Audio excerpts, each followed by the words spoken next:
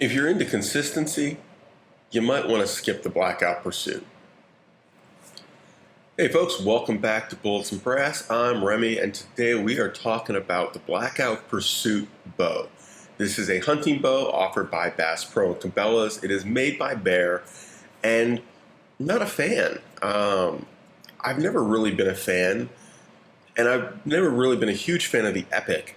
But the X2 really got me on board. I really liked the Epic X2, so I went back and I messed with the Pursuit, and it was like, what can we do? Can I fine tune this a little bit and make it more my speed? And what I discovered was, yes, I can absolutely tweak the back wall, tweak the feel that I like the draw stroke. What I don't like is that even after getting it tuned, I got it dialed in just right. And even after making sure I had the correct arrows, because I don't always test with the exact right arrows for my draw weight, my length, the bow, and everything, I grabbed, hey, they're close enough. It wasn't consistent. We're only talking like 15 yards, and could not like sometimes I'd have really tight spaced arrows, sometimes not. And I checked, everything was tight, everything was correct. It was just not super consistent. And I don't know that it wasn't just that my ability to shoot the bow wasn't super consistent, or if there was something about the bow that wasn't improving things, wasn't helping, right? But that's not the point. The point is that with a bow properly set up, adjusted, and a shooter that is perfectly capable of destroying knocks, I couldn't get consistent groups. I don't have an explanation, and that's what bothers me. Because if I pick up an Epic X2, perfect, no problem. Get it dialed in and shoot it. And if it's not perfectly dialed in, it still shoots really well. That's the forgiveness everybody talks about in archery. If you don't have a bow that's absolutely perfect and your shot is not absolutely perfect, what are the end results on target? On a lot of bows these days, they're still pretty good. As long as you don't totally shank your shot, the bows just work. Your string travel is in line and doesn't climb or sink. Your cams, once they're timed, operate properly. Center shots really do stay center. And there was nothing weird about that Pursuit. I may have to try a couple more of them, see if maybe there just is something weird about that. Hell, for all I know, there's a bearing messed up or something, but I couldn't feel it. It felt great. Now, that's the bad. What's the good? The good is it was easy to shoot. The Epic X2, the original Epic, you had to commit, and they took a little more fine tuning to get them dialed in. It's way too easy to have that valley be either really short or really long, whereas the Pursuit, very easy. I did a little fine tuning, but really right from the box, once I got things adjusted, it was good. Other stuff. The sight on it is the old school Joker 3-pin. It's not horrible, but it's lousy. The Volt I like better even. The new Joker 4-pin I like better.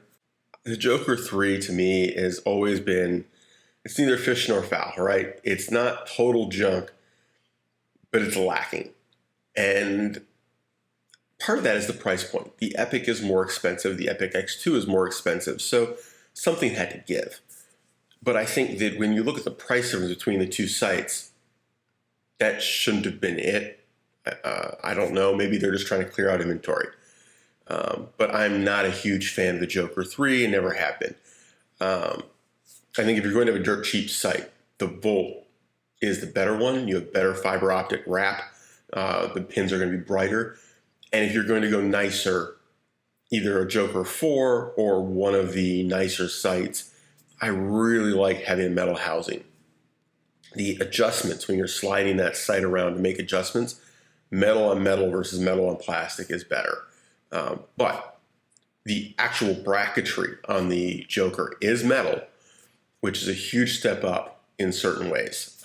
Makes it way more, you don't feel like you're going to strip it or screw it up when you are adjusting it, which is a real fear with the other sights, the cheaper ones.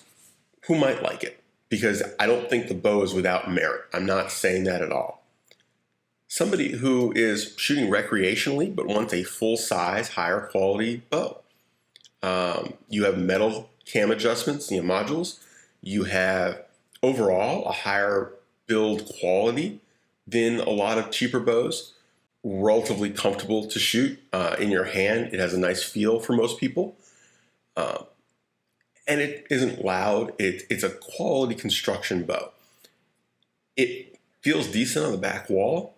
And the actual shot, the feel of the draw, the hold, and everything like that is actually very nice. I think that for a lot of people, it will feel better than an Epic or a Resurgence.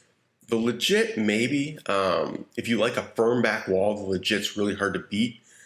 But again, it takes some tuning in order to give somebody the proper back wall and the valley that seems to come almost by default with the Pursuit. The Pursuit really, it doesn't drop in hard, but it has a distinct valley with a little room. You don't feel cramped in that valley. You're not struggling to stay there. It was just comfy. And I think that's part of the problem. I think the accuracy issue may have literally been that I was too comfortable. I was not staying fully committed to the shot. I'm a pretty consistent shooter. Not necessarily always great, but like if I shoot 50 arrows in a set, they're pretty much the same. My group may be bigger or smaller on a given day or with a given bow, but it's rare that I significantly change the quality of my shooting in a given session. And I never felt like I was going to know what I was going to see when I shot the Pursuit.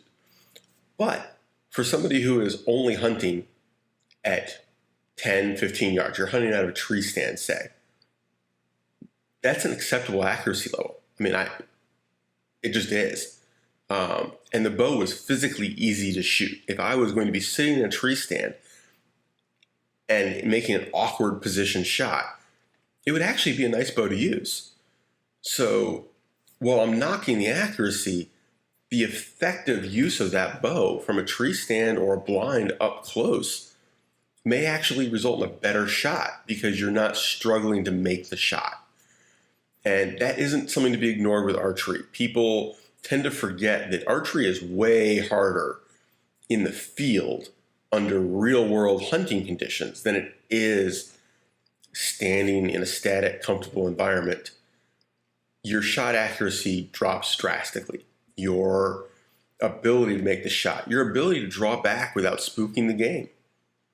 The Pursuit was very easy to draw back and settle in without jerking or heaving on the bow or anything weird. Even at 60 pounds, it was nice and smooth. So that is it. I will probably continue the bow reviews. Normally, I'm pretty positive. I like a lot of what's on the market right now, but it's not all roses. I think the Pursuit really is a bow that maybe it's time for it to go. A blackout version of the Legit would be awesome. Ciao, guys.